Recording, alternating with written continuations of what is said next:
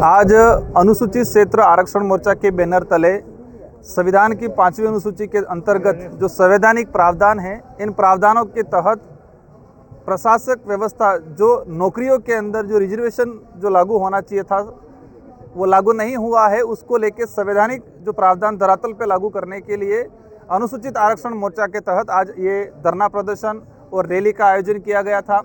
आज वर्तमान में डबल इंजन की सरकार है, लेकिन शेड्यूल एरिया के संवैधानिक जो प्रावधान है उनको धरातल पे लागू नहीं किया जा रहा है।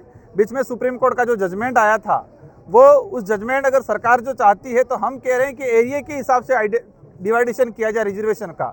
जैसे कि शासन के प्रशासनिक व्यवस्था के अंदर जो अधीनस्थ सेवा से ऊपर की जो सर्विसेज है, RS मेंस की जो सर्विसेज हैं, तो राजस्थान का जो 13% है उसमें एरिया के हिसाब से अनुसूचित क्षेत्र का जो हिस्सा बनता है, अनुसूचित क्षेत्र की जो ट्राइबल पॉपुलेशन है उस आधार पे 6-6.5% अलग से कर दिया जाए। वही चीज़ शहरिया वाला जो इलाका है और गराशय वाला जो इलाका है, तो ट्राइबल राजस्थान के 13% जो रिजर्वेशन पॉलिसी है उसको मुख्य रूप से क्षेत्रीय आधार पर बंटवारा कर दिया जाए, लेकिन सरकार वो नहीं करना चाहती है। सरकार उन उप समूहों में बांटना चाहती है और उप समूहों में बांट के आपस में लड़ाने का जो प्रावधान कर, जैसे सरकार कह रही है भील अलग करो, मीणा अलग करो।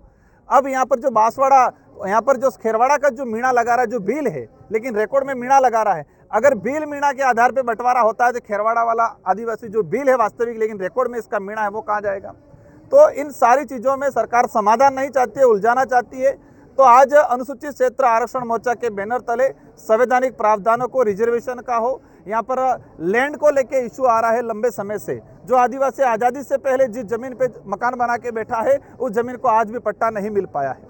तो ऐसे इन समस्त मुद्दों को लेके आज आरक्षण मोर्चा के बैनर तले ज्ञापन कार्यक्रम सफल आयोजन किया गया। पूरे जिले के सामाजिक पदाधिकारी आए हैं और ये एक सांकेतिक जिला स्तर पे कार्यक्रम हो रहे हैं और जैसे जैसे क्रमबद्ध तरीके से सारे जिलों में कार्यक्रम किए जा रहे हैं, आने वाले समय में संभाग स्तर पे बड़ा आंदोलन किया जाएगा, सरकार को मजबूर किया जाएगा, क्योंकि सरकार की मंशा नहीं है। अगर मंशा होती आदिवासी क्षेत्र के संवैधानिक प्रावधानों को लागू करने की तो सरकार लागू कर देती, लेकिन उनकी मंशा नहीं है। अब हमारी जिम्मेदारी है सरकार को मजबूर करे और ये जो आरक्षण मोर्चा जो बनाया है वो अवश्य सरकार को मजबूर करेगा और मजबूर करने के बाद इस इलाके के अंदर संवैधानिक प्रावधानों को लागू कराने का हमारा प्रयास रहेगा। जिस तरह से टीकाराम जूली को लेकर आपका जो बयान देखने को मिला, आप समर्थन में दिखाई दिए उस पर? देखो, ये चीज़ देखा है कि हमारे देश का अगर ऐतिहासिक पन्नों पे जाते हैं तो इतिहास में कई चीज़ें सामने आती है। हमारा इतिहास कई पन्नों पे गौरवशाली इतिहास भी रहा है।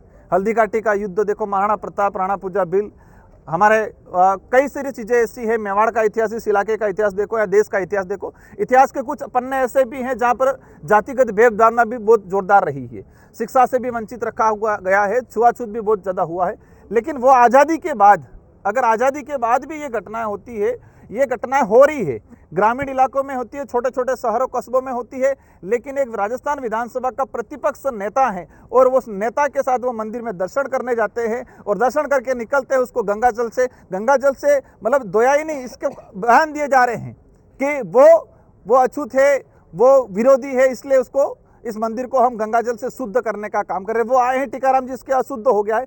तो इस तरह की मानसिकता भाजपा के नेताओं में अधिकतर रही है और जो वो कहे कि वो छुआछूत भेदभाव वाली, शोषण वाली जो नीति है वो भाजपा के पदाधिकारियों में रही है और वो सामने आ गई।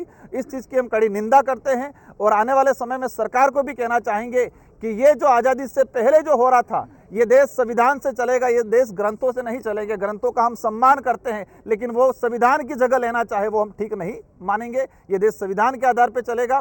इस देश के अंदर रहने वाला प्रत्येक व्यक्ति को स्वाभिमान से, अपने हक से जीने का अधिकार है और छुआछूत भेदभाव वाली नीति को जो पार्टियां चला रही है, उन पार्टियों को हम आने वाले समय में राजस्थान ही नहीं पूरे देश के अंदर मात देने का काम करेंगे।